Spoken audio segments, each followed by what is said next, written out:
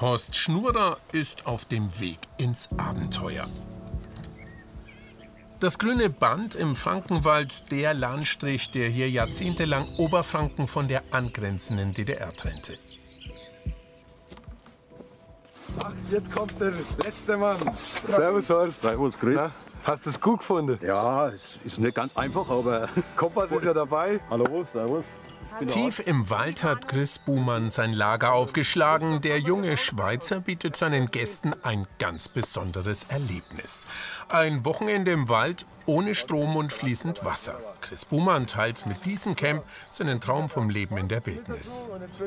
Für mich ist es einfach, sich in der Natur mit den Gegebenheiten eine möglichst komfortable und schöne Zeit zu machen, Dinge zu bauen. Also Bushcraft, der Begriff bedeutet Buschhandwerk, also etwas zu werkeln, Hüttler bauen. Und in so einer Art Hüttler dürfen seine Gäste schlafen. Ein Unterschlupf gebaut aus Ästen und Zweigen. Die Begeisterung hält sich erstmal in Grenzen. Bauruine. Ja, es schaut halt schon ein bisschen länger aus, aber jetzt, wo er gesagt hat, dass es schon länger steht, ist klar, die Äste sind braun, alles ist sehr trocken. Ist das jetzt sein Ernst oder willst du uns nur veräppeln? Horst fühlt sich an Biwaks aus seiner Zeit bei der Bundeswehr erinnert und hat sich bereits wohnlich eingerichtet. Ja, es sieht natürlich so ähnlich aus wie die berühmte Dackelgarage. Aber ich denke, es ist etwas komfortabler und ja, und was natürlich auch nicht schlecht ist, man schläft hier allein drin. Also es ist vielleicht etwas ruhiger des Nachts und weich ist es auch. Also ich denke, das wird eine gute Nacht werden.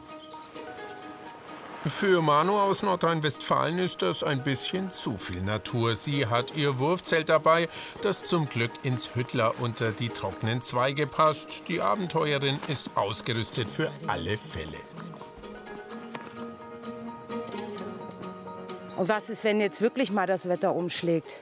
Bist du einmal nass, dann kommt die Kälte. Und dann kriegst du auch nicht unbedingt immer ein Feuer so schnell an, weil Holz ist auch nass. Und bis es richtig heiß ist und du dich trocknen kannst, kannst du eine Lungenentzündung kriegen. Das ist es nicht wert. Ja, also du hast ja da wirklich einiges dabei, ne? Und du bist jetzt hier, um zu lernen, wie man das zukünftig macht, dass du die Sicherheit hast, dass du weißt, wie man sich so ein Jägerbettchen wie der Horst vorne hat, ne? Schön mit Laub und wie man sich verhält. Und dann wirst du in Zukunft maximal ein Drittel davon noch brauchen. Versprochen. Maxi hat das Bushcraft-Wochenende von seinen Eltern geschenkt bekommen. Ihm ist noch ein wenig mulmig zumute. Auch welche die Krabbeltiere, aber das gehört halt dazu. Erste Lektion für die Waldbewohner auf Zeit: Feuer machen. Dazu gehört ein Magnesiumstab, ein Messer und ein paar Späne harziges Holz.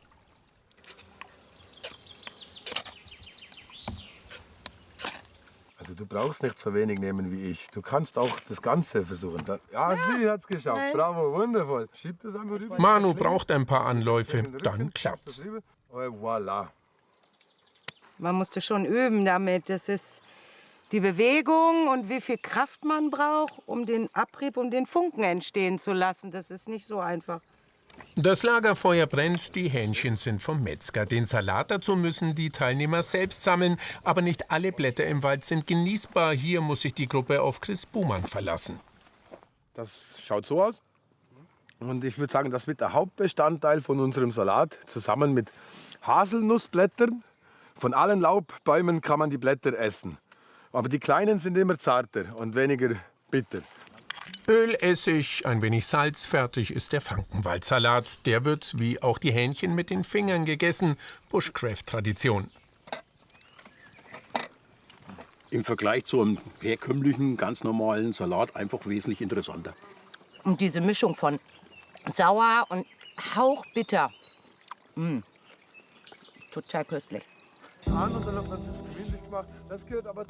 Dann wird es finster im Frankenwald. Die Waldneulinge sind nach ihrem ersten Bushcraft-Tag reif fürs Bett und gespannt, wie die Nacht unter freiem Himmel wohl wird.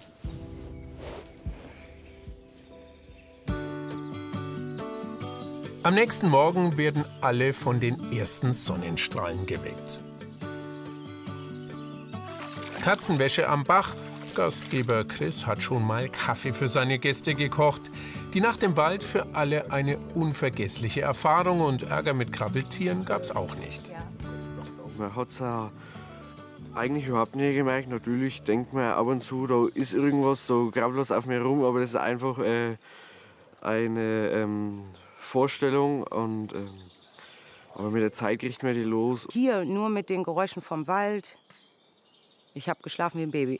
Das kann man ja sagen. Der Urinstinkt, der dann auch wieder ist, einfach das Knistern des Feuers, die Ruhe, auch nichts zu sagen, ist also auch mal ganz, ganz interessant. Alle sind sich einig, dieses Bushcraft Camp war nicht ihr letztes. Vielleicht treffen sich Manu, Maxi und Horst im Winter wieder bei Chris im Frankenwald.